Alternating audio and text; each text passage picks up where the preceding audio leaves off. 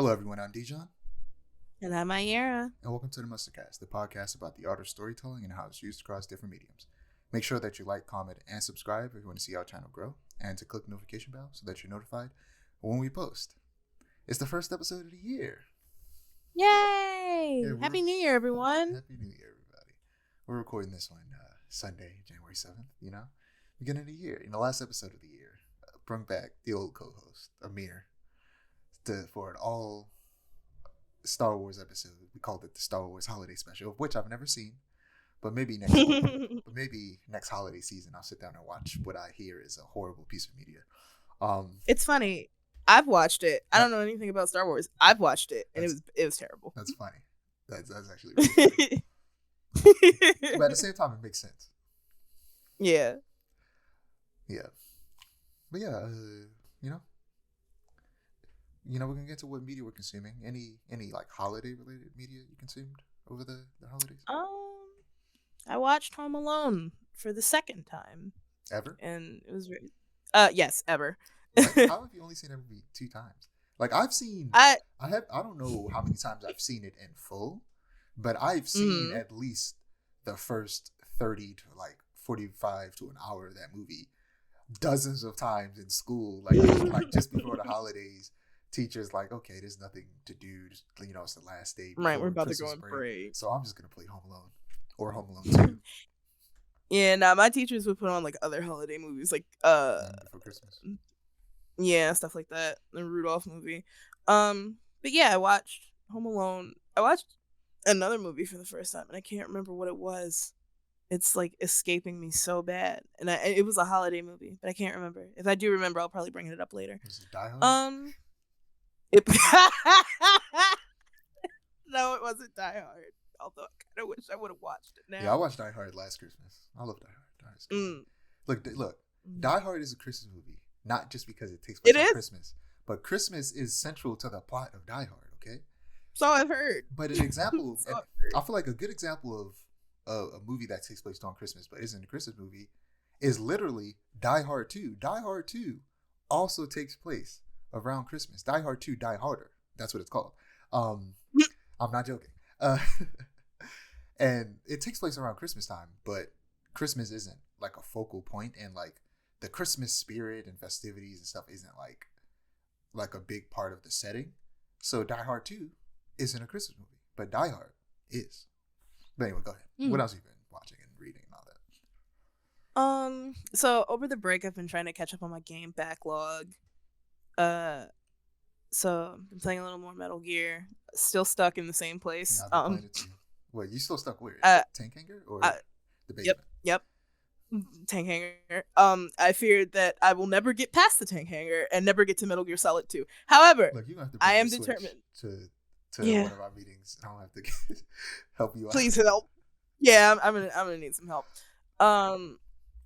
What else did I play over the break? I didn't really watch much because I was like too busy to sit down and do stuff. But like I was taking my Switch everywhere because I was at all of my cousins' houses. Been playing a lot of Mario Kart and getting cracked at Mario Kart because that's all everyone ever wants to play when you go over like family house and whatnot. And then I watched some like really trash movies towards the new year. I watched this one called Evil Bong, and that was very much a movie. Not a good movie, but it was a movie. And yeah, that's all I've been up to, catching up on my game backlog. Yeah, I've also been playing Metal Gear Solid. I got a decent amount of Metal Gear Solid gameplay in over the Christmas break. It's a good game, man. I love it. What is it? I ended at the Snapper Wolf boss fight. It's a good game. I like Metal Gear. Yesterday, I played a little bit more Cyberpunk 2077 because there was an update a couple weeks ago where they added a new car, which I think I talked about it before. The driving in that game, you get used to it eventually, but it's not the best. Right. And it's something I hope based on how much they've improved the game and listened to people's feedback, it's like driving is something that a lot of people are playing about. So I can only imagine the second game is going to be greatly improved. But the car, like the motorcycles, almost all of them have great handling, and most people tend to just drive motorcycles in this game. But the car with the best handling that just drives the smoothest and isn't slippery as hell all over the road is the only car in the game that is actually a real car that exists in real life. Every other car is like a fictional like brand, and it's a Porsche Carrera 911, and it's the car of Johnny Silverhand, the character that Keanu Reeves plays. And you don't get it until like late in the game, but they added a version of it with the hood down and with like a different paint job in this update that you can, once you get to a certain point in the game, actually I'm not even sure if you need to get to a certain point in the game. I just like am 20 hours into or like 30 hours into my second playthrough, and I went around, did some missions, got enough money to buy it because it's my favorite car in the game, and now I got it and it's fun. And yeah, I'm playing as a netrunner, which is like a hacker, and been upgrading all my hacking stuff, and I'm getting close to maxing that stuff out, and it's just a good game, man. I love Cyberpunk. Been watching Reacher on Amazon Prime. It's a good show, old-fashioned pulp hero who kicks ass, takes names, saves the day, gets the girl, then goes to the next town and does it all over again. Nice. In the middle of the second season. It's just pure dad television, and I love it. It's a dad show for sure. You know what? You just reminded me of the movie that I watched. It wasn't a holiday movie. It was Who Framed Roger Rabbit. I saw that for the first time over the break. Really? I haven't seen I liked it a lot. in a long time. I've been meaning to rewatch it. It's a good movie. Very cheesy. I liked it a lot. I watched Violent Night, which is, speaking of Die Hard, it's basically, whereas Die Hard is like an action movie, takes place on Christmas. This is a Christmas movie that ends up becoming an action movie. David Harbour of Stranger Things fame plays an old and tired Santa who's jaded by the modern family's lack of belief and respect for him. And as he goes to a rich family's house to drop off some gifts, they're in the middle of being robbed. And like John McClane, Santa has to sneak around the premises, take out the thieves, and save the family. It's just a good time. David Harbour is incredible as this version of Santa who was previously a Viking and has some fighting skill, especially with a hammer. And it is R-rated. This is a bloody film. It's a bloody action movie. It's real good. It's a real fun time. I definitely suggest watching it. What else do we got? Saw Godzilla Minus One. I'll talk about that later. Great movie. Aquaman 2. We'll talk about that later. Not such a great movie. Still watching Superman the Animated Series, Batman the Animated Series, Batman Beyond.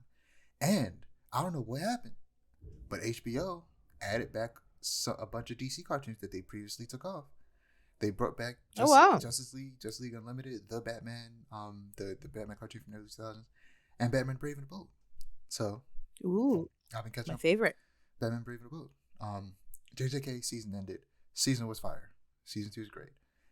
But I know, early on this season, I was talking about how it's good, but it's not that good. And then I was like, you know what? Maybe I was wrong. And after the season ends, I'm like, you know what? Maybe I was wrong. No, because I'm like, my opinion was, it's good. I know it's going to go down as one of the greats, but to me, it wasn't hitting like highs that would make it a great for me personally. But I knew that just in terms of popularity, it's going to go down as an all-timer. But now I've got to the point to where I'm like, you know what? I'm with everybody else. This is going to be like top 30, maybe top 20 for me by the time it ends, most likely. But not top 10. My top 10, I feel like is solidified. But it could reach that top 20, top 30. It's definitely really good. Finally, I caught up with Spy Family. Fully caught up in the middle of season 2. It's a good show. I'm dreading the next episode because I'm watching it. I started watching it dubbed because I, fell hella behind. So I started watching it dubbed, and I'm not gonna start watching this up now. So I'm just gonna wait for the next dubbed episode to release. And the next episode, it features heavily this character who's like this friend of Anya, the little girl in the story, and she has a crush on Anya's father, and it's weird. And I don't want to see it. Why do good anime always have to have that one creepy character that does weird things that makes you uncomfortable? It's like, it's unnecessary. Japan, stop this. And then Spy Family does it twice, don't they? Because what's her name's sister or brother? He's not that bad.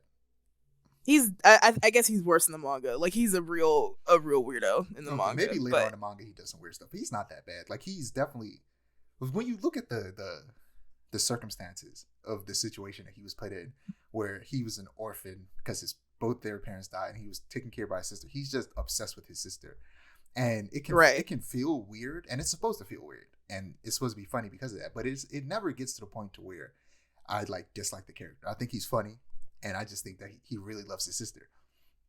Right. But like, I don't know, maybe some crazy stuff happens later on in the manga that hasn't been adapted in anime yet that will make me change my mind. But so far, he hasn't really done anything that bad.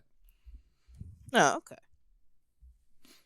And I watched Pluto, the Astro Boy anime. Is so good. I'm gonna talk about that in a little bit as well.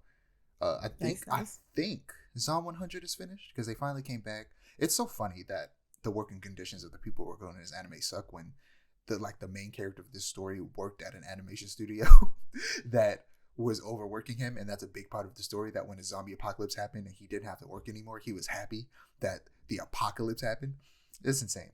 So this show took like a long break while they finished up the episodes because of that, and now it's finally finished, and yeah, they need to strike. Nice. And finally, because I'm caught up on Spy Family, Zom is finished. I finally watched Pluto. I'm catching up on Demon Slayer, and I meant to watch the last episode last night, but the reason I didn't is because it's an hour long. Anytime an episode of animated television is over like 30 minutes, I'm like, you can wait. But it's good. This season's good. You know, it's a lot of people have said it, and it's not as good as the previous seasons. And I don't know if it is shorter than the previous season, but it feels like it. It's only 11 episodes, so I'm pretty sure it is the shortest season. Because when I finally sat down and started watching again, I was like, how are they going to stretch this out over, like, in my mind, I was thinking, like, this was the early 2000s. It was going to be, like, 23 episodes. Like, TV shows don't have that many episodes anymore. But, yeah, you know, the animation and art, all of it's great. As usual, Ufotable is just, they're gods. I don't know how they do it. And their 3D background, they make 3D backgrounds look so good. And the way they integrate 3D with the 2D is just incredible. They're really good at it. But yeah, moving on to animation. Yay. Randomly, my brother, right? He's in town. Mm-hmm. I don't know how long he's gonna be in town for. He hit me up at like 12:30 something, getting close to me getting ready to go to bed. And he's like, "You gonna be up in an hour?" And I'm like, "Am I gonna be up in an hour? And an hour is gonna be 2:00, my guy. I'm going to be asleep. What do you want?" And he's like, "Well, I just need you to let me in." And I'm like, "All right, bro, call me. If I'm asleep, I'll wake up." And I stayed up to like 2:30 instead of 2. And he still didn't call. I went to sleep. This man calls me 3:45 in the morning. I was having good sleep. I was having a nice dream. I wake up, open the door. He asked me to call him a Lyft, and he sends me the money to call him a Lyft. And I was like, if you had the money to call a Lyft yourself, why didn't you just call the Lyft? It was very strange. Where was I going with this? Oh, because I was up. I saw that randomly at 3 in the morning. When I started scrolling through Instagram while I was waiting for him to get to the door for me to open it, they posted a teaser for Arcane season 2. Season 2. Yep. It was so random. It was just 3:00 in the morning. That's such a I don't know. I guess the studio's French, so I don't know what the time zone difference is. I feel like it's still late in the day for them or whatever. I don't know.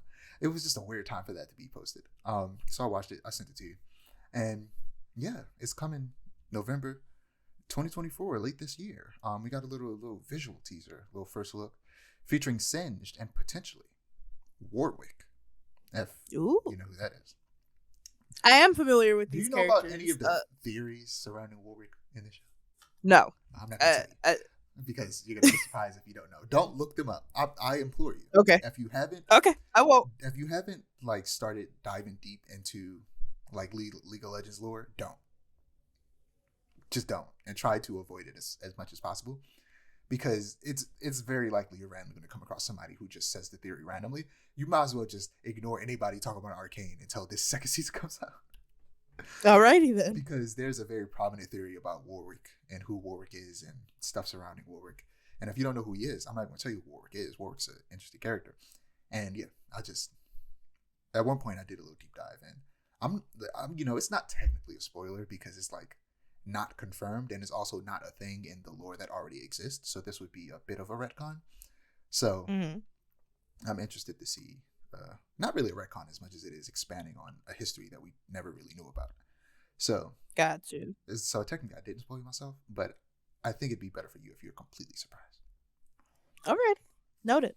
I will mute Arcane on Twitter while I'm watching it. Oh yeah, I forgot you haven't finished it, but you started. I have not. I did start. I now I have like more of a reason to actually finish it, so I can watch season 2. Yeah. So, Blue Eye Samurai. I'm glad there wasn't like any spoilers in that because I forgot you did finish. Yeah. It. No worries. No worries. Blue Eye Samurai season 2 was announced, and I'm glad that enough people watched it and enjoyed it to greenlight a second season, and hopefully they get the forward that they were hoping for, and hopefully the Zionist that worked on the first season is taking off the project. Chainsaw Man is getting a movie for the Bomb Devil arc. Rezi, I'm a little nervous. They did the same. Nervous. I'm not, because Mappa did the exact same thing with Demon Slayer, and the Mugen Train movie was like one of the best like anime show movies I've ever seen, like tie-in movies I've ever seen. So yeah, as I was to say, everybody was saying it was fire. So like I have faith in them. When you think about the content that happens within that arc, it 100% can be told in like an hour 30 to 2 hours. Yeah. Like it's only the stuff with the Bomb Devil. So it's just going to be them hanging out and then them fighting at the very end. So that's more than enough content to be told in the equivalent of like 3 to 4 episodes. Yeah, it should be fine. Yeah, I hope it's good. I mean, first season was good, so I have no reason to believe this is going to be good. And they did Jujutsu Kaisen, and that just ended, so they're overworking their staff, unfortunately. But that's my concern. That's the biggest concern. It's like, please, just let them work at a even pace, please. Let these people go home to their families. Yeah. But One Piece is getting an anime remake, naturally covering the East Blue arc, which is the first arc of the manga, and the arc that is covered essentially in the first season of the live action adaptation. Produced by WIT Studio, the studio behind the first 3 seasons of Attack on Titan and currently on Spy Family. And it will be streaming on Netflix, which I don't like that, because when Netflix streams anime, they do a thing that I dislike, which is release all the episodes at once. It's why I still have not finished the second half of JoJo's Bizarre Adventure part 6. Stone Ocean. Yeah. So hopefully they don't do that. But they probably will. They probably not maybe not, because so they might want to drag it is. Yeah. And then also Dungeon Meshi, or Delicious in Dungeon as they're calling it on Netflix. There's only one episode. Only one episode. I've been meaning to watch that. I'll watch that later today. Yeah, me too. Everyone on Twitter is like, it's so good. I've been meaning to read the manga, but I've just been too lazy to do so. So I'm like, oh, anime's out now. Just watch that. Yeah, you're right. They might do it, and that would be great. But yeah, now there will officially be no longer an excuse for people to not watch One Piece after this starts airing, because they're gonna be airing potentially one episode a week. You can't say there's 1,000 episodes anymore. They're taking their time now, and they're coming out. It's coming out right now, and they're gonna be, hopefully this will be their Dragon Ball Z Kai, where it's better paced, and they cut out all the filler, and it has modern animation. I say modern animation, not necessarily better animation, because right. Animation is a timeless medium. The old animation still looks good. But WIT Studio is incredible. If you've seen any, I'm sure you've seen clips from, because I don't. Correct me if I'm wrong. Have you seen Attack on Titan? The first, yeah, I watched the whole first season, and that was it. If you've seen the first season, you see how good they are. They're fantastic. So they'll kill it with. And WIT Studio is one of the few Japanese animation studios that don't kill their animators. From as far as I can tell, maybe I'm wrong, but from as far as I can tell from outside looking in and what I've heard about how they operate, I mean, it's the reason why they didn't do the last season of Attack on Titan, is because they wanted to do it in a reasonable time, and the people who own the rights to that stuff said no and just gave it to Mappa, who of course Mappa is willing to do anything, whenever, all the time. So hopefully WIT is as great as they see it, man. Treat this serious, right, and treat the people working on it right. Right. Salty DK Dan on Twitter brings up the idea of this being like that's a wild name. But Oh, DK. I follow him. He's great. His content's great. Brings up the idea of this being like the JoJo anime adaptation, taking advantage of 20 plus years of story being out and adding foreshadowing and extra scenes. Right. They also mentioned that both Sanji and Brook could be way less pervy. Sanji starts off as a flirt who adores all women, literally a simp to the utmost degree, to the point that he'd let a villain kill him if she was hot. But he slowly devolves into the usual Master Roshi type. I'd love if they kept him as the former, where he was a simp, but he wasn't a perv. He was just like, I love women, and I will do anything for a beautiful woman, or women, specifically women that he found beautiful. And right, because that's understandable. I too. Exactly. He just would cater to their every need, but he wouldn't like look through windows while they're in the shower or peek through holes. At least not early on. But later on, as the series went on, he started to become that character alongside Brook. It was actually the season where Brook appears that started happening. So it definitely coincides with Brook, who is easily one of the most pervy characters in the show, whose running gag is that he's always asking to see women's panties, and it's weird. Have him ask to see other weird things that aren't sexual instead. Like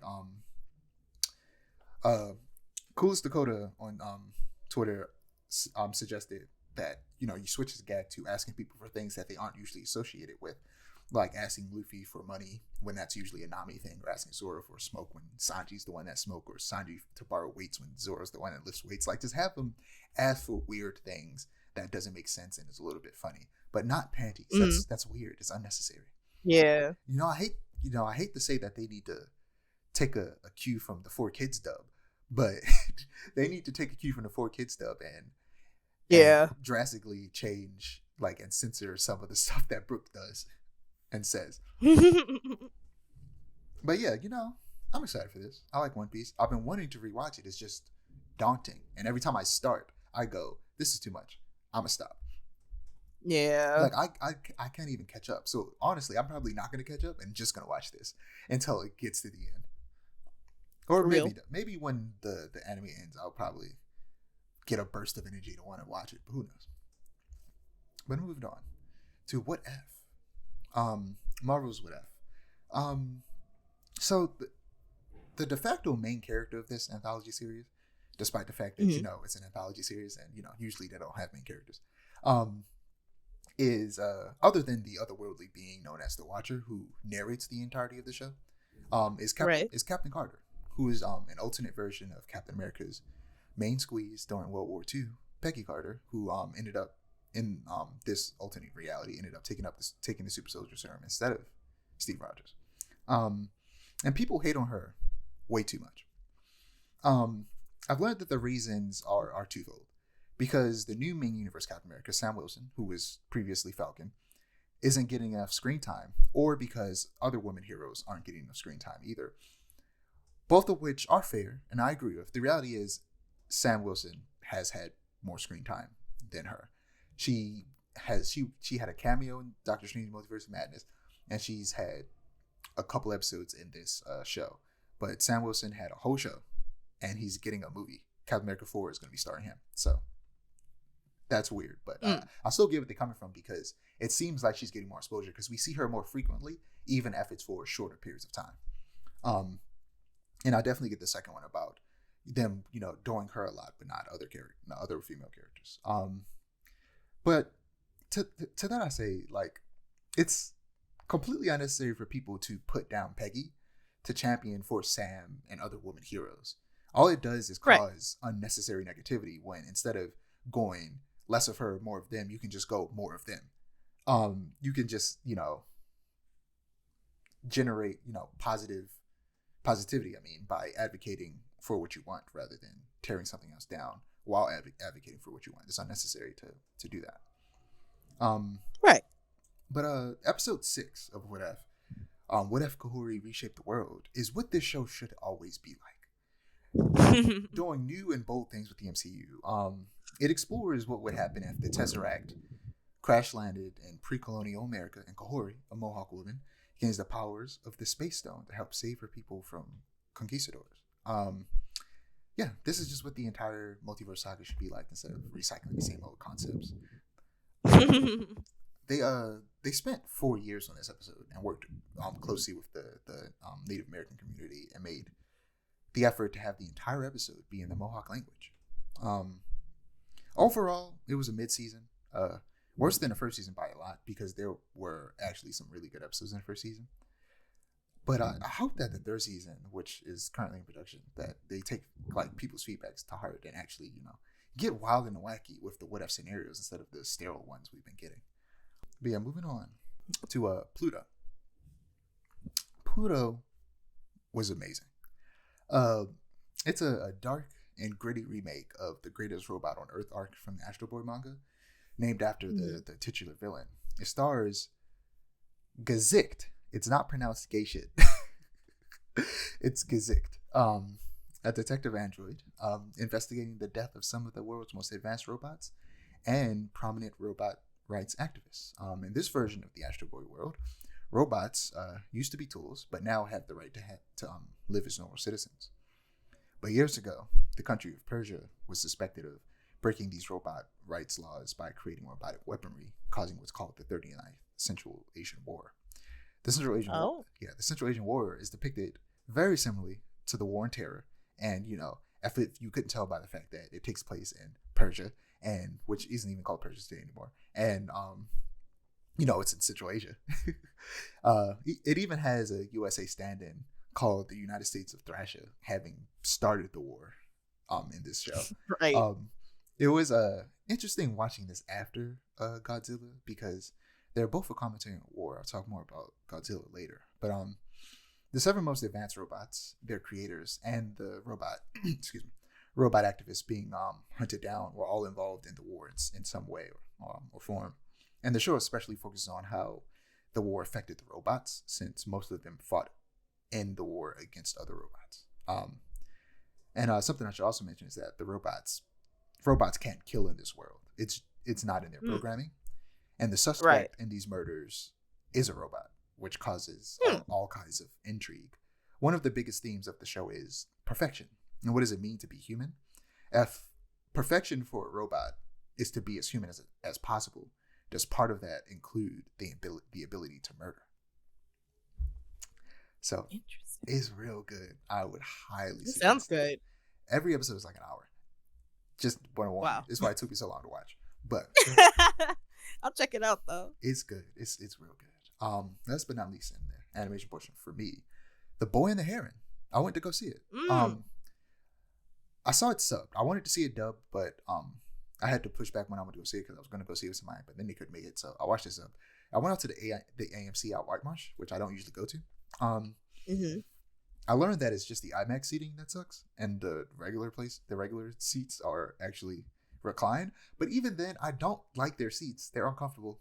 The Cinemark's closer to me, and the seats are way more comfortable. The AMC seats, they suck. They just suck. But I don't know what about Studio Ghibli movies put me to sleep. But about 30 minutes in, I fell asleep. And I was in and out of consciousness for like 10 minutes. Maybe it's like the calming aesthetic of these films, but I was struggling. But once things started to get interesting, I was fully awake. Like most Studio Ghibli films, the main character enters a world more fantastical than their own. And at that moment, I woke up and I was like, okay, let me pay attention. It was good. It was a good movie. I liked it. First Studio Ghibli movie I've seen in theaters, despite the fact that they play the older movies in theaters all the time. I need to go and check one of those showings out one of these days, because there are a lot of Studio Ghibli movies I just haven't seen, and I keep trying to watch Princess Mononoke, but I keep falling asleep on it. But if I were to watch it in the theater, I'd probably be able to stay awake. So, next time they show some Ghibli movies I haven't seen in theaters, I'm gonna make sure I go check them out, because they be showing them out in the Towson. Yep, they do, and I catch up on them every once in a while. That's how I saw Totoro for the first time. I'm mad that I only recently found out that they were showing some other anime movies out there, and they had showed Perfect Blue, and I've been wanting to see Perfect Blue. Oh, and yeah, and I missed it. And but they also were showing a couple other movies they were showing, movies that I've seen before, and I was like, I was tempted, but I ultimately didn't go see it. They were showing Cowboy Bebop the movie, and I was like, Ooh. I kind of want to go see that in theaters, but I didn't go to. But I hope they do it again sometime soon. I want to see those movies. I need to pay more attention to when they are playing old movies in theaters. Because I'm always just paying attention to new movies, so I need to pay more attention when they're playing older movies, so I can go and see movies that I couldn't go and see in theaters unless I time traveled. Right. I know that this isn't really the same, but Paprika is free on YouTube to watch if you've ever wanted to see that. Yeah, I think they were also showing Paprika too, and I think that was when I was considering go see. But yeah, moving on to comics. I read a lot of comics. I have because when I was writing notes for him, I was just like, oh god, it doesn't end. I have to keep finding the issue and looking at the synopsis and writing what it was about. It just couldn't end. I read a lot of comics, starting with Superman Lost. Most of these is just gonna straight up be the synopsis from DC's website because it's a lot. I don't feel like that's right. I can't be bothered. That's real. So Superman experiences a breakthrough on his path to recovery with the help of Supergirl. As the elves bond over being survivors living with the guilt of leaving behind doomed planets. Meanwhile, Lois attempts to outsmart Lex Luthor to save herself and Clark because, just in case you don't remember, he gave her cancer, Lex Luthor. Yep. I remember that. Spirit World, the final issue. Xanthi, Constantine, and Becker realize that only one person has ever defeated the monster who's been collecting spirits by taking their memories. And it's the person who's responsible for creating the Joss paper money, the original currency of the spirit world. To no one's surprise, the powers that be, the Jade Court, the group that decides who gets to be reincarnated, are responsible for creating the monster wreaking havoc on the spirit world.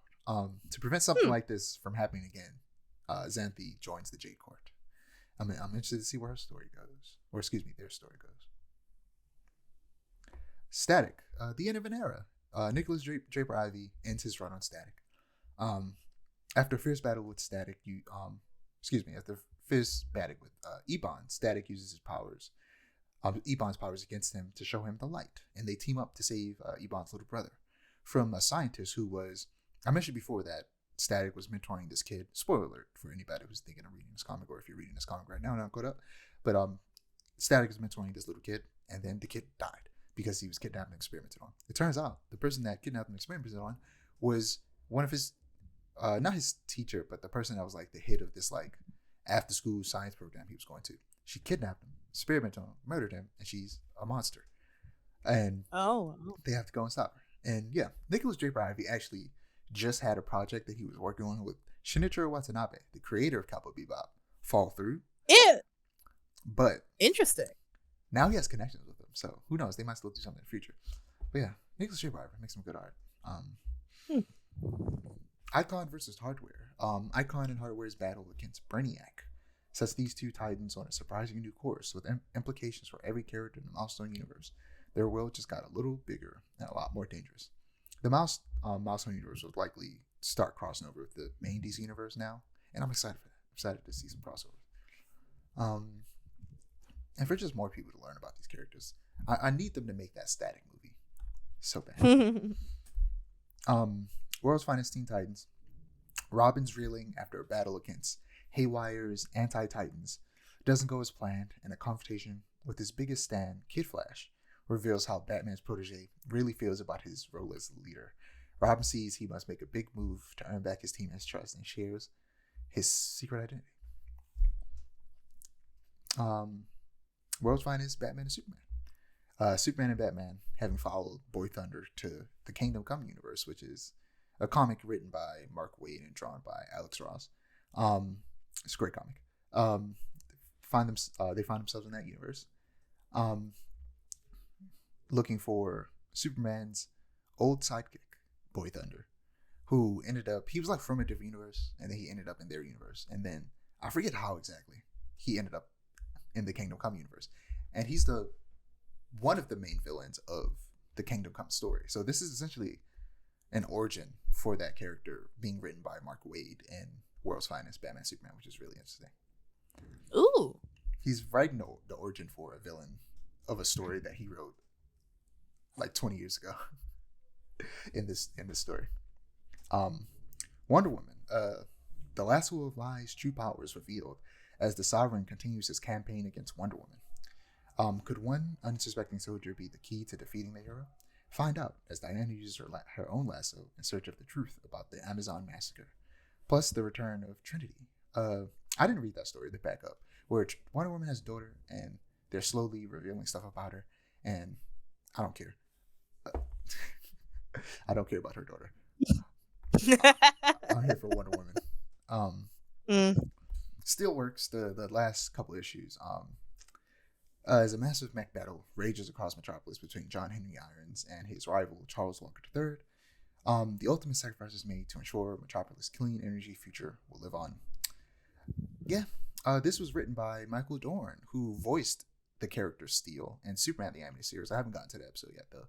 And wow, he also is Worf in Star Trek. I know you. Oh you're wow, a Trekkie. Yeah, I am a Trekkie. Yes, that's interesting. Yeah, Superman versus the Chain concludes. One of the biggest battles Metropolis has ever witnessed comes down to Superman doing the unthinkable and sacrificing his powers to stop the Chain. How does that impact Lex Luthor's plan? Or is Lex too busy dealing with the shocking return of his mother and daughter, who I'm not sure if that character existed before, if they're new? I've yet to find that out.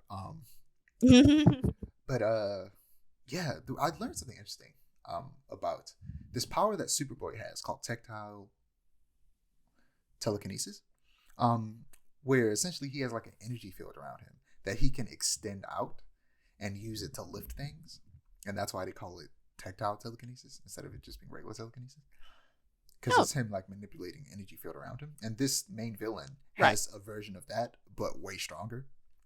Oh boy!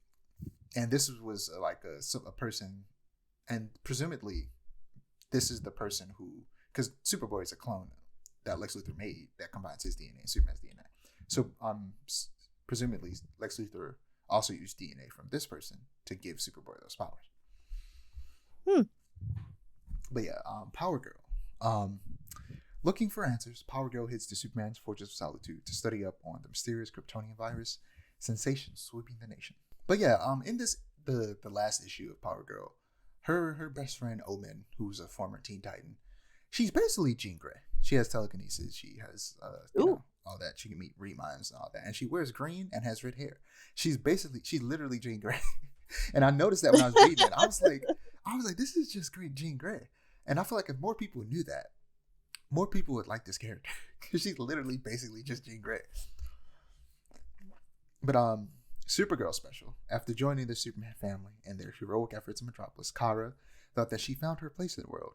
But there's only room in town for one Supergirl, and Power Girl's sudden reappearance has made her redundant. Her identity and role are both in question, and she looks for answers. The previous Power Girl special, before she got her own full series, was about her feeling the same way, but about Supergirl. And now this is about Supergirl feeling that way about Power Girl, because Power Girl is an alternate universe version of Kara she's just an alternate universe version of her. So in a lot of ways, they're the same person. So and people in the media have been like, do we need two Supergirls? Or like they will make a mistake and call one Power Girl and one Supergirl. It was funny because Supergirl was feeling insecure, and then Power Girl came and visited her and was like having a conversation with her. And then she's like, you don't need to feel insecure, because I was helping this dude, right? And I put him in the ambulance, and he was like, you're one of my favorite superheroes, Supergirl. And Power Girl was like, people call me Supergirl. Nobody calls you Power Girl. No one does that because you're more popular. But yeah, Hawk Girl. I'm gonna go to Action Comics since we're on a Superman gig. Went Superman, Power Girl, Supergirl. Action Comics. As forces of Norris Stone's Blue Earth take control of Metropolis, Superman dusts off his war world weapons and armors up to fight along Steel to take back their city.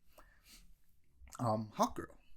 Vulpecula is trying to influence Hawk Girl's future by making bargains in her past, forcing Kendra to navigate a maze of her lowest moments. Hawk Girl, right? She tends to be a character that people consider to be very confusing. And I think she was made way less confusing in this. It's easy to just jump into this comic and read from the beginning without knowing anything about the character. I know a little bit, but not a lot, but I've always really liked Hawkgirl because of, even though she's technically a different character because of Hawkwoman in Justice League Unlimited, and she essentially is she's not a reincarnation. She's it's hard to see. Look, like I said, it's confusing. The way it was streamlined is basically, they don't say it like this, but she's basically the Avatar. Oh wow. Her past lives, she has a bunch of past lives in her mind of the previous Hawk girls, and all of their memories and their abilities and their experiences, and she can draw on them and talk to them and stuff like that, and that's cool. I would like for them to explore that more, and she's gonna, and I'm so happy Hawkgirl is gonna be a character. She's gonna be in Superman Legacy, the first movie in the new DC extended universe, directed by James Gunn, the director of all the Guardians movies. And I'm glad she's gonna be in that, because that probably means we're eventually gonna get some project that focuses on her, or maybe her and Hawkman, and that would be real cool. Because another thing about Kendra, and it's shown in this as well, Vobacula tries to like influence her past lives and trick her or whatever. That a big part of her character, like the way she became Hawkwoman, was that the kind of like reincarnation process, something was going on with it. I think it was supposed to like continue, but like she essentially committed suicide. And their like resurrection process was going to start with someone new, but then something happened, it got stuck, and then she came back to life. And it's like this person who just tried to kill themselves came back to life, and now they have all these past lives in their head. It's a very interesting story. I would like to see that explored. Sounds interesting. A lot of people would love the thing is, Hawkgirl is one of the many cases of the reality is a lot of the most popular, a lot of really popular heroes have not been adapted to live action, and a lot of people who don't know anything about comics don't realize that. They don't realize that a lot of characters that are considered very well known and popular amongst people who read comics have not even been put on the big screen yet. So there are still a lot of characters that people will grow to love that people have not even seen on the big screen yet, and Hawkgirl is one of them. Moving on to Alan Scott Green Lantern. Alan searches for the killer, framing him. But I've read that weird. Alan's search for the killer framing him continues. But why are the murder victims people from Alan's past? And how does this connect to his brief stint in Arkham Asylum, where he was sent to rehabilitated? He was sent to be rehabilitated for deviancy, aka being gay, because this takes place during like the 40s. Right. The Flash. After the arrival of the Stillness, last issue, the alien speedsters begin traveling around the world, with Max Mercury watching their every move. Meanwhile, Wally encounters another former foe who's gotten a major upgrade, the Folding Man, who I've never heard of, while entering a new location beyond time called the Gallery.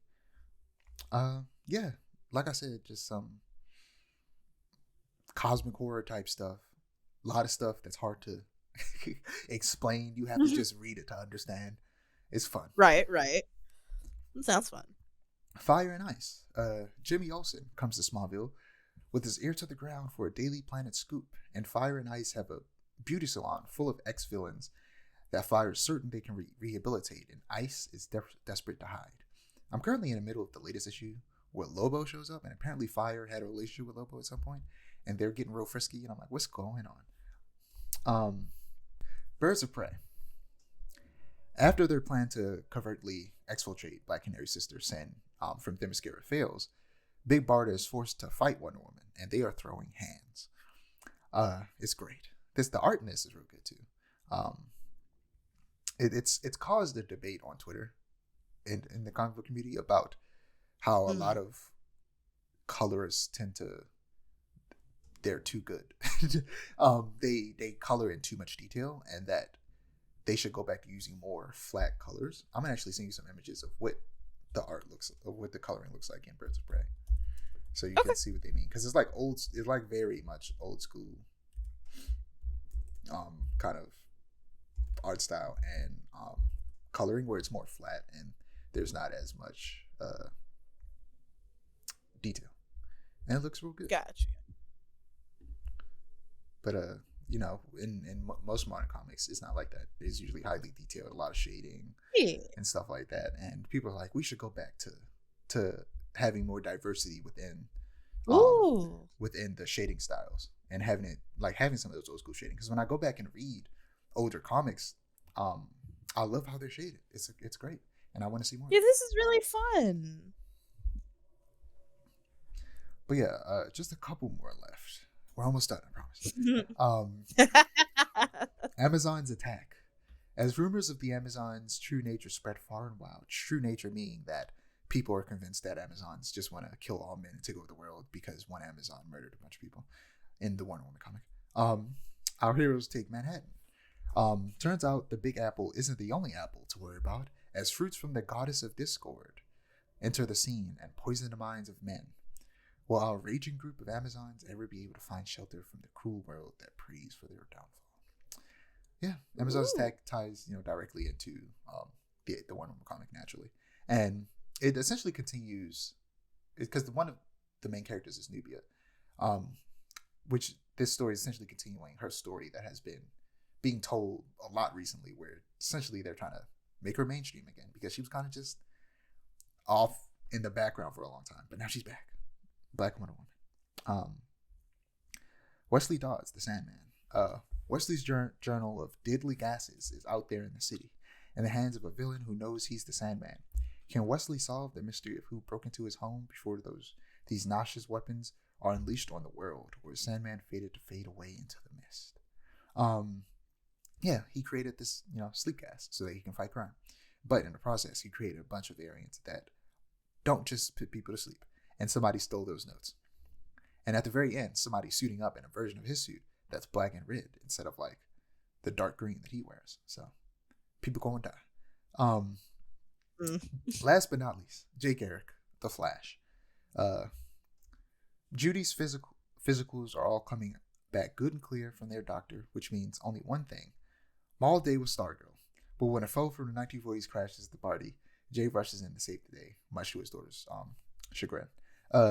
It's a retcon where they're saying like Jay Garrick Flash has had a daughter this whole time, but she was like stuck outside of time and now she's back. But he's an old man because he started being a superhero in like the 40s, so he's hella old.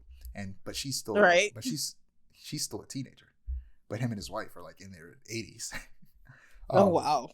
And now he's just worried about her having come from like the 50s or something into the modern day. Yes, it's an interesting story. But yeah, that's all I got from comics. Okay, there's a lot of comics. I read a lot. I considered like cutting it in half and saving some for the next episode, but I was like, I'm just doing them all. Might as well just get all. Yeah, that makes sense. Moving on to TV and film. Dune. There was a trailer for Dune Part 2, releasing March 1st. It was pushed back from December of 2023 because of the writers and actor strike. And yeah, that's all I gotta say. It's happening. The trailer wasn't super interesting, and I don't know, man. Right. These movies are weird. I gotta rewatch the first one. I don't even know how to feel about it because it's so incomplete and also very confusing. And I don't think I'm ever going to be able to form a proper opinion until I've seen all of it.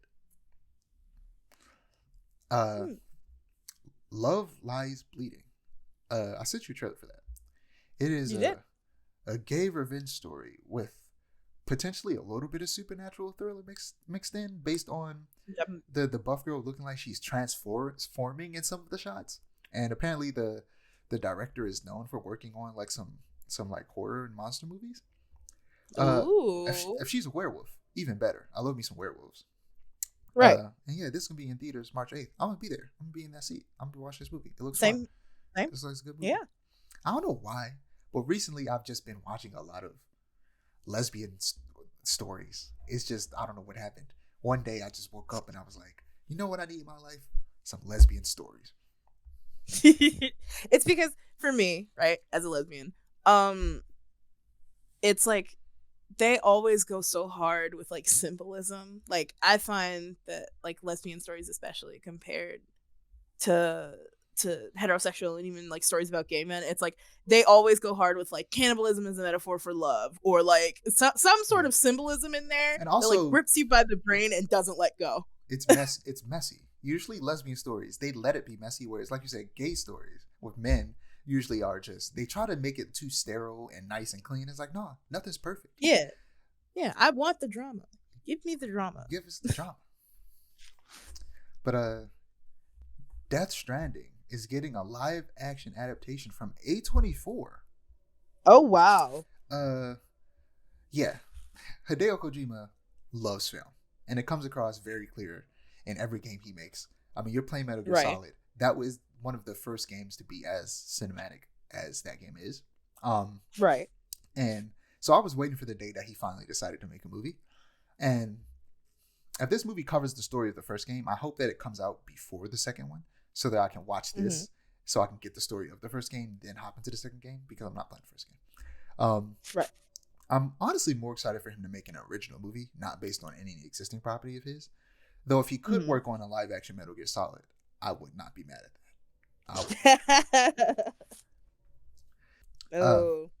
Well, Warner Bros. Discovery currently has over 60% probability of bankruptcy.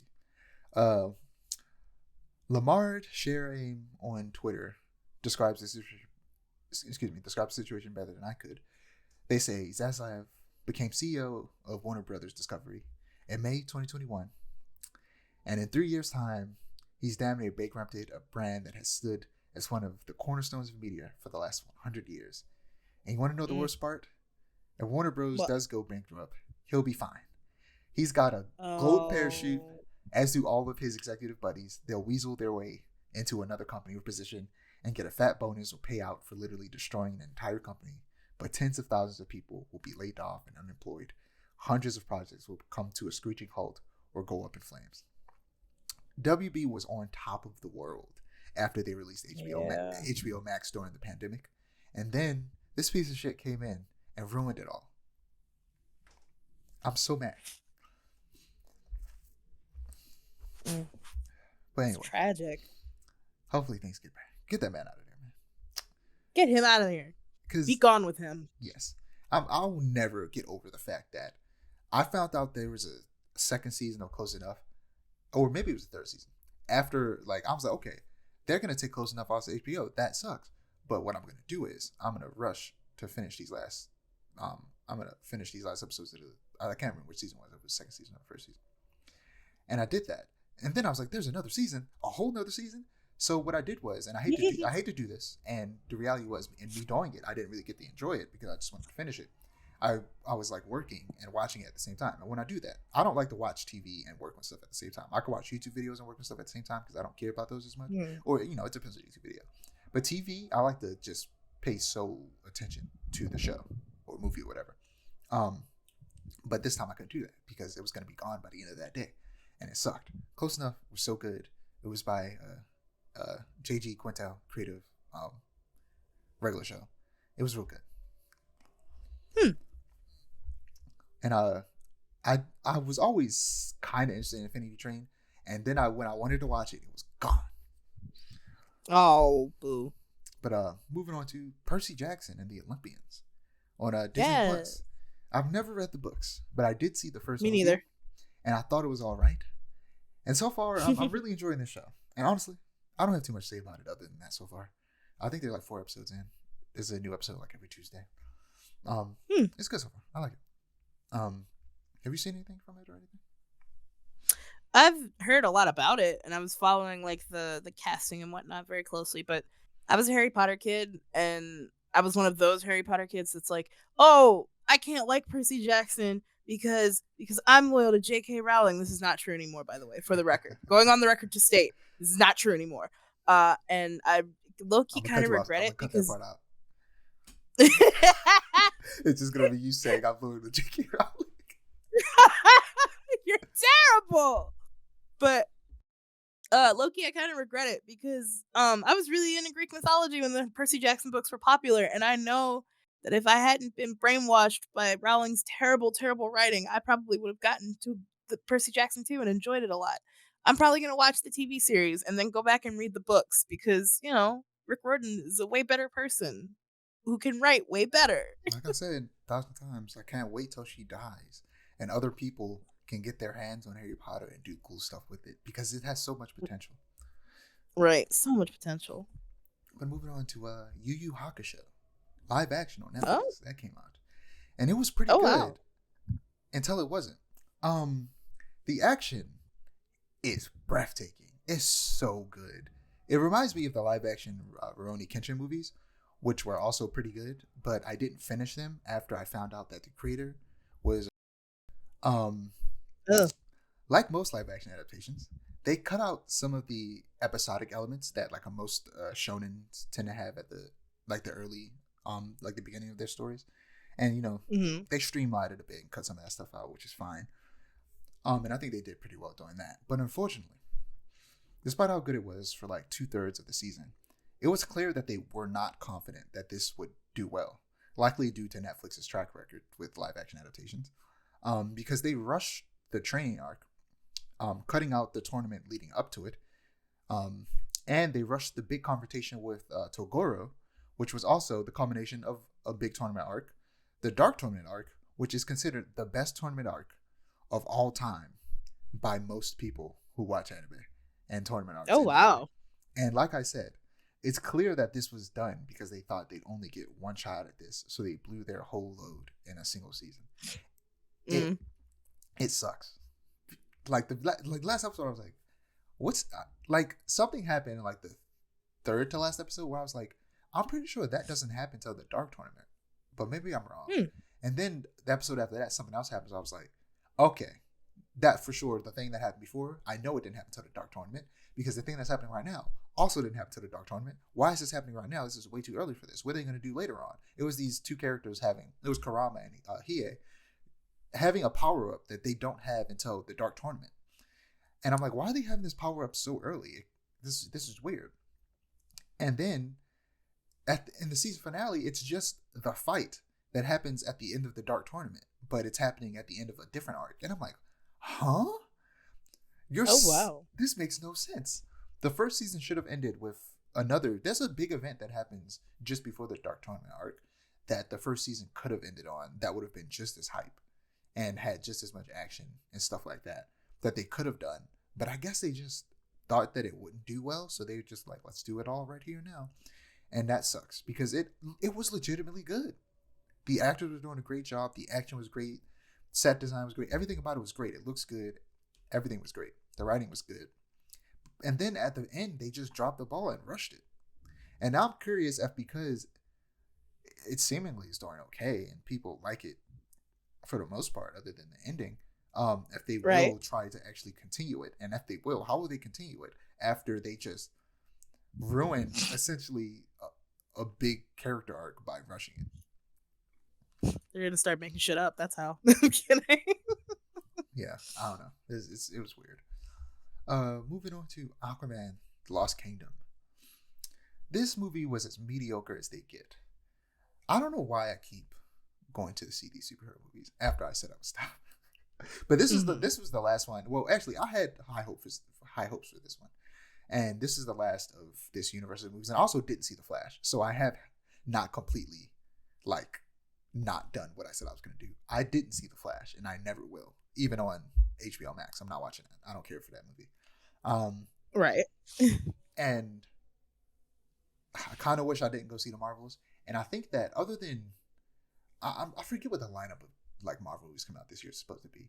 Deadpool comes out this year. I'm definitely going to see that. But all the other movies coming out this year, I don't know if I'm going to see them. I think that I'm just going to be like, I'm going to wait till we hit Disney Plus, or I got to hear people say that it's good. People have to say, Marvels, I kind of just caved last minute and pre-ordered some tickets. But now I'm going to have to hear it. I'm going to have to hear people say the movie's good. I'm not going to pre-order no tickets no more. I got to hear, other than Deadpool, I got to hear people say that these movies are good. Because this movie was not. The story and dialogue wasn't the best in the first film, but the visuals were amazing, and the actors elevated the material that they were given by not being afraid to ham it up a bit. But unfortunately, this time around, Jason Momoa, the actor that plays Aquaman, is just playing himself. Yeah. Gone is any semblance of acting and trying to play the stoic yet charismatic king of the seas. Now it's just Jason Momoa being a surfer dude.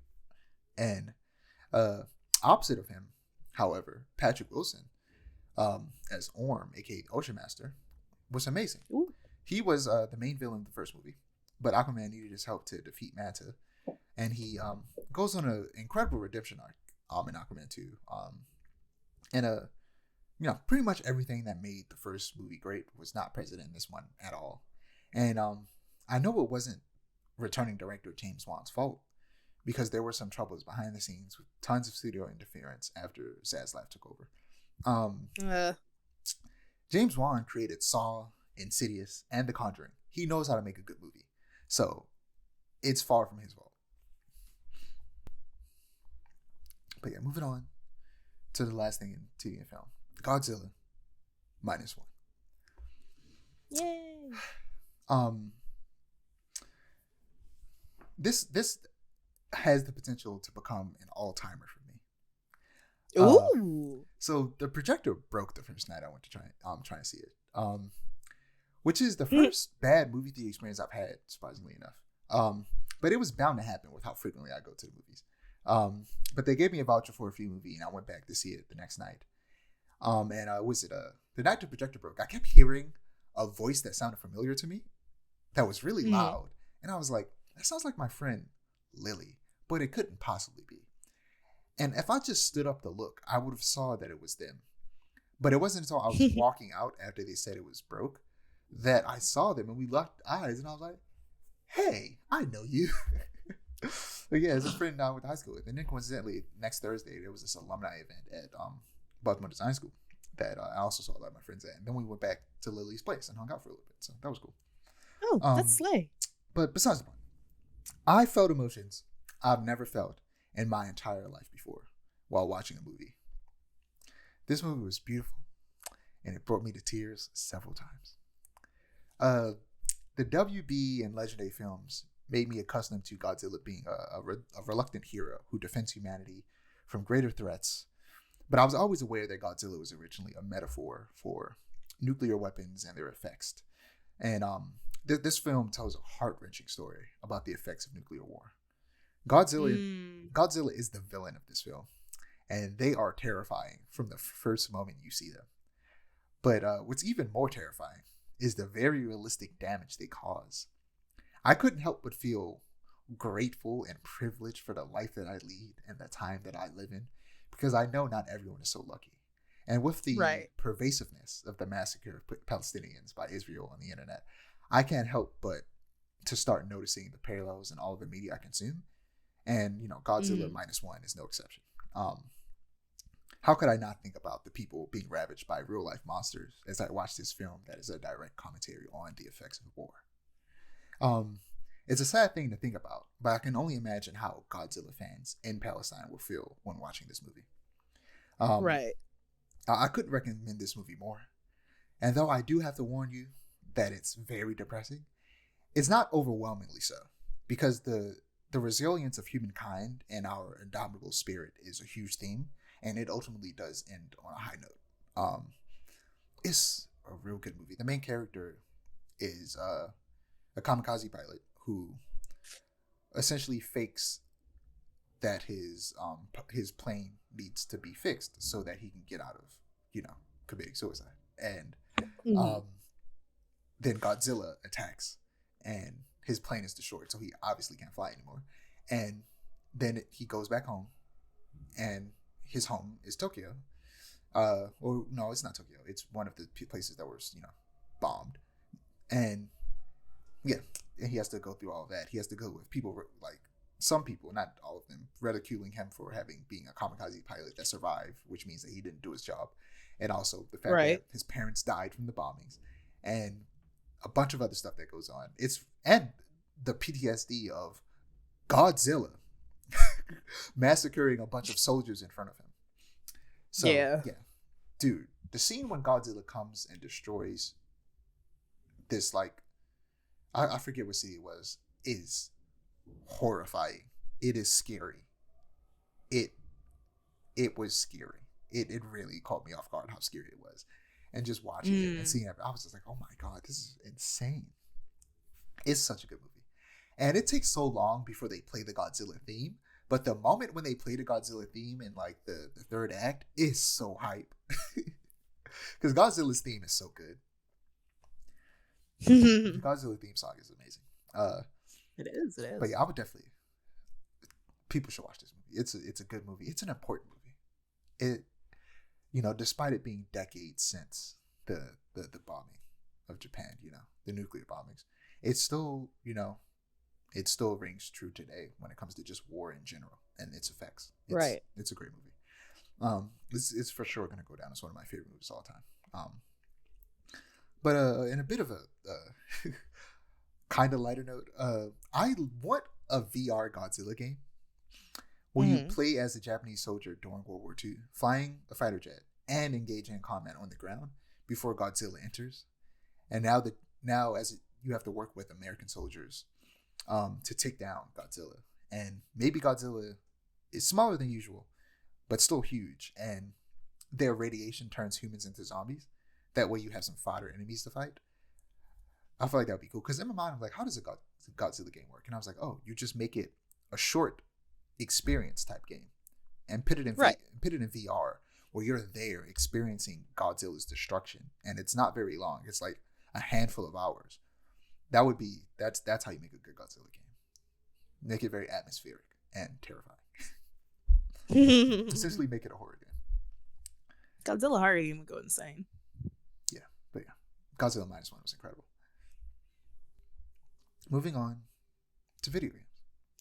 PlayStation does a Wrapped. I forgot that they did.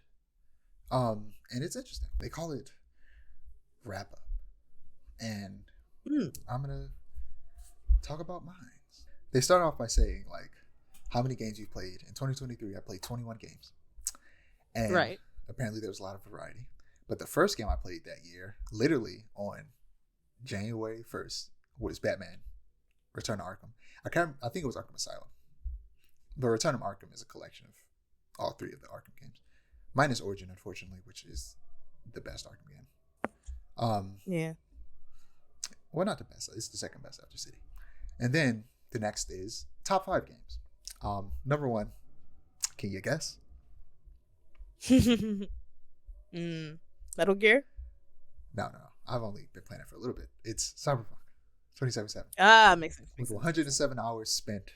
At the time, I think it was 107 hours. It's definitely way more than that now. 33 trophies earned. Yeah, it's just a lot. And then the second is Resident Evil 4. Because I played it for a third time not too long ago. 61 hours spent in this game. It's a good game. Oh, wow. Final Fantasy 6 at number 3. 16 at number 3.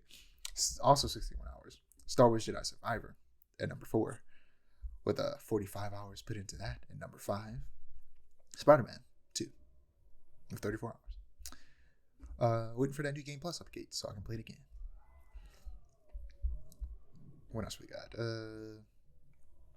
They also do something that I think is really cool where they go your year in play, where they go through every month what your top game was, and I like it a lot. It's really cool looking back on it because it reminds me of like, okay, this is what I was doing earlier in the year.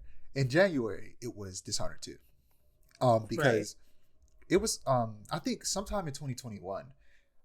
No, look, time is strange. Sometime in 2022, I started playing the first Dishonored. Because I played a little bit of it a long time ago over a friend's house, but so I liked the game. I thought it was cool, and then when the second one came out, it came out like a couple days before or after my birthday. My mom bought it for me, and I played Dishonored 2 twice, and then I finally went back and decided to play through the entirety of the first Dishonored game, and it was, and I think I took like a couple months off of playing it, and then sometime around Christmas 2022, I got back into it. And just got really into it and played through the entire story, then played the DLC. And then I was just in a big Dishonored mood. And then decided, you know what? I'll just hop back into the Dishonored 2. I did New Game Plus and did a low chaos playthrough, which means that I try to kill little to no people. I ended up killing 3 people by mistake, but that's besides the point. Yeah, and I was just playing Dishonored 2 a lot in January. And then in February, It was Dead Space because Dead Space came out I think towards the end of January. No, I think it came out I think middle of January, but I played it twice, back to back. Like immediately after I finished the first time, I played it again. So right, I remember you saying yeah, that. it counted in February, and then in March, that's when Resident Evil 4 came out. And guess what I did with Resident Evil 4? I played it, finished it, and then immediately played it again. I've been doing that a lot lately. And then for both April and May, it's Star Wars Jedi Survivor because it's a long game. I put 18 hours in April and then 28 hours in May. And then we got Final Fantasy 16 for both June and July, another long game, RPG. August, it's Blasphemous. I was playing a lot of Blasphemous in August. And for September and October, it is Cyberpunk. 34 hours in September, 72 hours in October. And that is my top month. That is the month I played my console the most. And then for November, it was Resident Evil 4 because I was replaying it for the third time. It's really good. I love this game. And December, it was God of War Ragnarok, which this is new because before it didn't have December, I don't think, because I think this was released in November. But the reason it's God of War Ragnarok is because the DLC came out, which I'm going to get to in a minute. Let's see what else we got.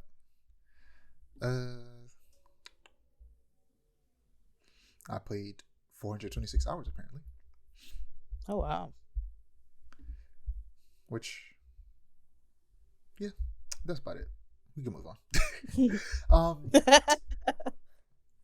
We're going to talk about Mouse, which is a gritty, noir-fueled first-person shooter that draws inspiration from classic cartoons of the 1930s. It aims to do first-person shooters what Cuphead did for the run-and-gun shooter. Mouse is due out for PC in 2025. It's developed by Fumi Games. We talked about this before, and I sent you a trailer. Where it's, we did. Yeah, it's like an old school like Steamboat Willie, which is now public domain. So we're gonna get. We got trailers for weird horror movies. And here's the thing. Yep. I'm always of the mind like, look, I don't know how much I really care for things to be public domain because all it means is we're gonna get a bunch of weird stuff.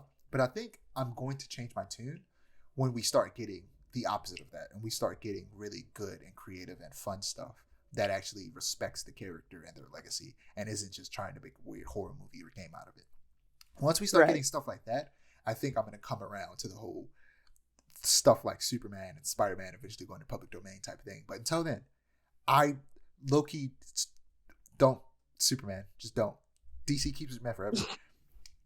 And of course, there's some legality around it where, of course, you can't use DC specific version of Superman. You have to do different things with it, but make your own, right? But yeah, Mouse looks cool. Lost Records Bloom and Rage, the game by Don't Nod, the studio behind Life is Strange 1 and 2, gave an interview with Xbox where they say that this is the first entry of a shared universe of stories.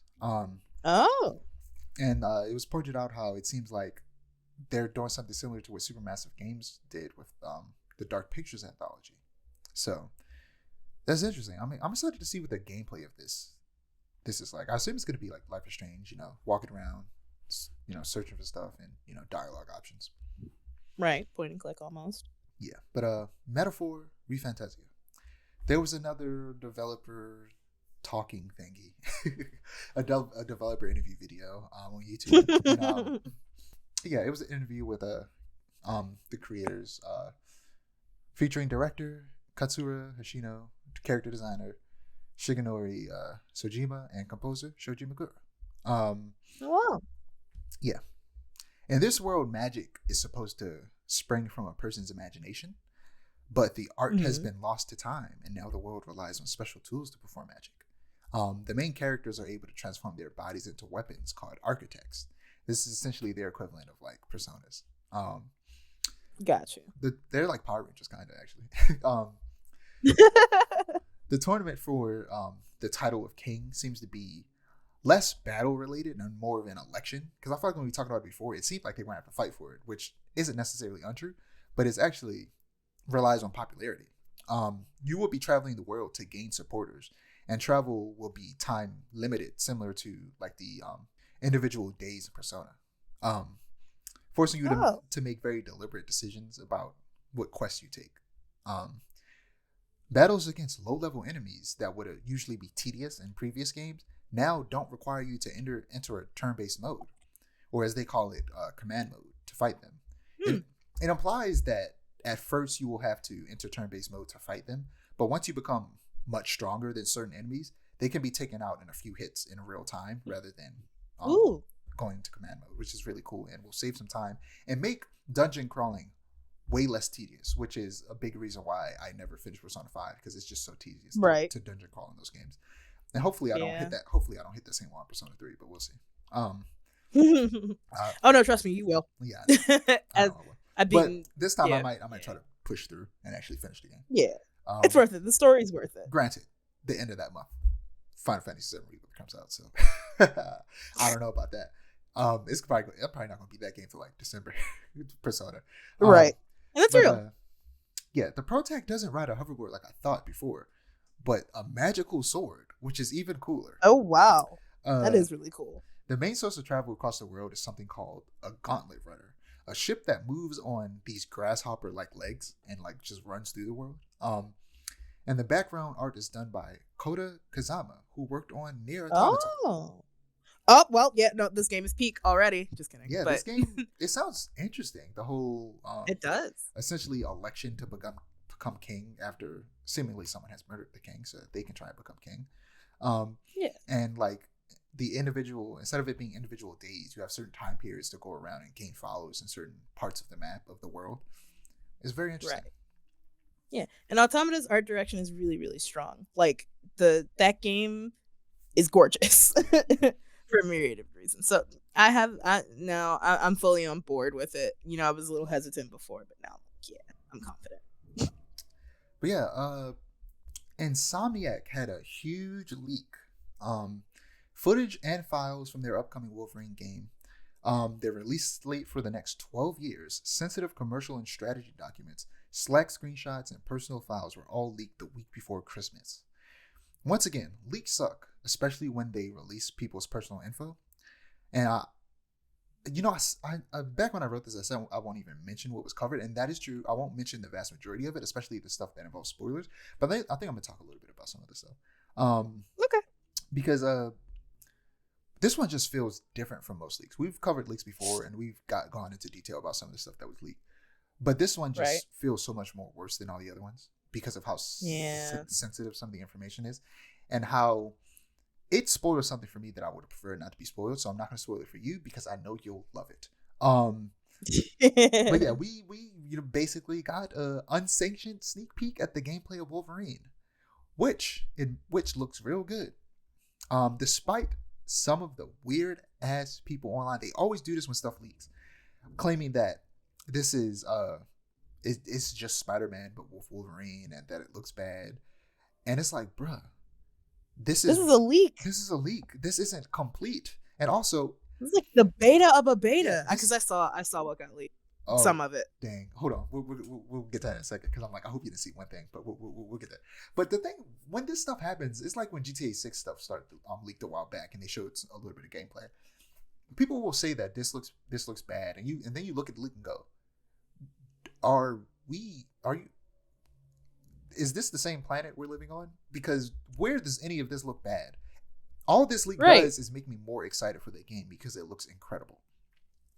This game looks like it's going to be exactly what I want it to be. So all of this does is make me more excited, even though I wish, they did it on their own terms. Right. People love to harshly judge leaked early builds of games. And every time they do, it doesn't even look that bad.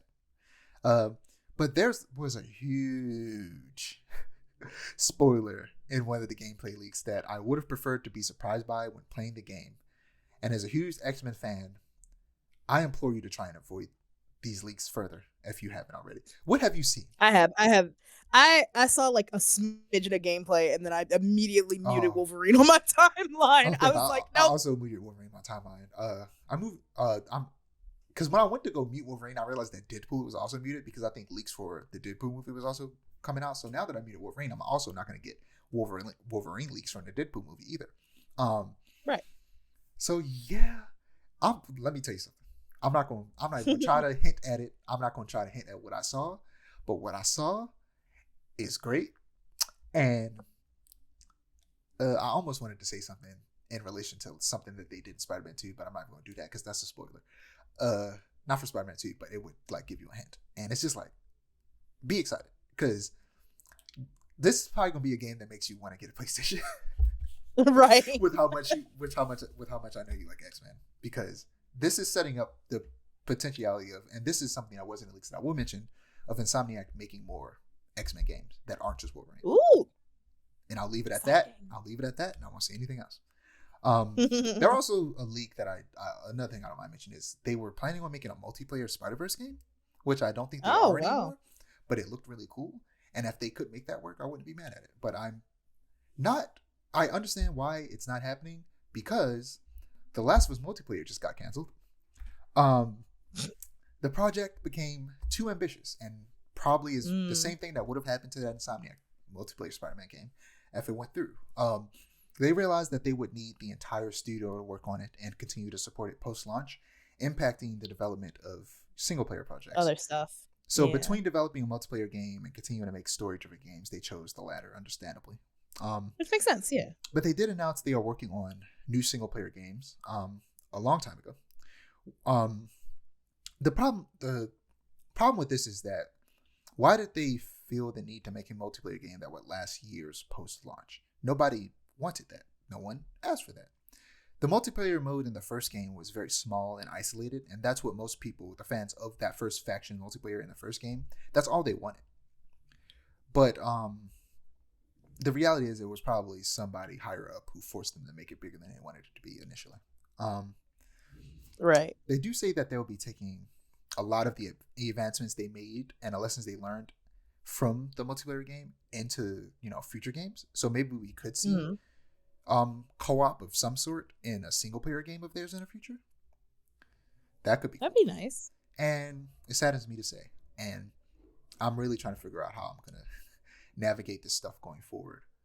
But it seems like, and I tried to, because I didn't know at the time, so I said like, I don't want to make any assumptions, but now it's been confirmed for the most part, as far as I can tell, that Neil Druckmann, the what is he, the head of Naughty Dog and the director of the first Last of Us, Uncharted 3, I think Uncharted 4 as well, and Last of Us Part 2, of course, and co-creator of the show and directs some episodes of the live action Last of Us show, is a Zionist. We talked about he's Israeli. He purposely integrated some of that conflict into both the first and second games, which helped me further understand the conflict more than I did before. Even though at that point I feel like I had a good understanding of it, but it helped me understand it even more. And yeah, on his Instagram, he posted a picture of the Israeli flag with the caption "Forever Israel." And yeah, I don't know. It's just like, it's hard to really tell anything from just that, but you don't post that without like being weird. Right. It's like, it feels very inflammatory on purpose. He knows what he's doing. Exactly. Like he did it in a way to where he could deny things. Which is extra scummy. And yeah. To me. To say I'm disappointed. It's like, oh, you know what you're doing is wrong. Yeah. And understand. It's always hard and stuff like this where I feel like it's similar to like the Harry Potter game, where it's like, J.K. Rowling sucks, but like there's a lot of people that worked on that game who have nothing to do with her and her beliefs. and so that's why I don't fault people for playing that game, even though I personally will never play that game, at least not until she dies. Right. Like I said, once she dies, it's open season for me. But like I personally won't play the game, but I won't like heavily judge people who do play those games. And I'm like, I'm not sure I'm going to be getting that PS5 upgrade now because I don't want to support this man and his work. Right. So I'm not sure I'm going to get that upgrade. I'm not certain I'm not going to get it, but I don't know, man. It might be a while before I get it. Like, I need to hear more. I need him to speak. I need him to say actual words. Right. I need him to not just post a flag and say "Forever Israel," because I want to, in my mind, I'm doing the thing that I did with Dave Chappelle when I was like, I want to look for the good in the bad stuff that he's doing. And I learned my lesson from that. So I'm not going to do that. And off top, I'm just going to assume he's a bad person, and I'm not going to put him on the pedestal, Neil Druckmann. But I wanted to be, he's just, as an Israeli person, he's just upset that Israeli people were killed. And that's understandable. Nobody's saying that's wrong. But you got to be specific, my guy. You can't just be so vague. Right. I hate you. Why are you doing this? Zionist piece of shit. Why are you doing this? I hate it. Moving on to God of War. God of War Ragnarok, Valhalla DLC, and some of the best free DLC I've ever played. It is a roguelike mode that has way more story than I think people thought there would be based on the trailer. It is very important to the story, and also you should not play it if you have not played the main story of Ragnarok. It's real good, and it really shows just how good the combat in this game is. It simplifies the RPG system by unconnecting all of the small little stats from armor pieces. Before, all the stats were tied to different armor pieces and upgrading them and things like that. And now armor is just purely cosmetic. And I hope to God this is a thing that persists in any future God of War games. That they no longer have these small incremental 0.3% increase things tied directly to armor pieces, and that instead it's all separate like it is in this DLC, where instead, like a roguelike, there are certain elements that you can, you get like these points that you can, then when you restart a run, there are certain aspects of your character that you can upgrade permanently, like the mirror and Hades. Right. And then there are things that you can only get while you're in the middle of a run. And yeah, I just hope that some of the way that they rebalance the upgrade system to work in this roguelike mode makes its way into future God of War games, because it just makes it a lot simpler and less RPG-like, which, like, I like God of War because it's a hack and slash. Like, I hate that it moved so far towards RPG, and some of the RPG systems were just unnecessary, to be honest. So I would love to live in a world where they kind of peel some of those RPG systems back and simplify them more, and just focus on pure combat and skill trees and stuff like that. But yeah, it was real good. The story was great. I really hope their next game, they're working on a new IP, which I'm excited for that. Ooh, exciting. But their next God of War game, I hope, is an Atreus focused game, because I really want to see where his story goes. But yeah, that's all I have. That's all we got. If you don't have anything. I know I've been talking like this episode. I barely let you talk. No, you're good. Persona 3 Reload, I'm excited for. Clock Tower, the remake releases sometime soon. They just said early 2024. I hope we get a release date for that soon, because I'm buying it launch day. I love me some Clock Tower. Cool. Yeah, that's all I've got. I'm just excited for Clock Tower, because it's early 2024 now. Where is it? No, I forgot. Tapping my watch. Yeah, I forgot to say it off top, but I'm gonna say it at the end. Free Palestine, and Yeah. Especially topical, given the whole Naughty Dog situation. Yeah. My ads are below me. Aiara's ad is below them. And the Muscat's ad is below that. Don't forget to like, comment, and subscribe to our channel if you want to see more storytelling content, and to click the notification bell so that you're notified when we post. Peace. See ya.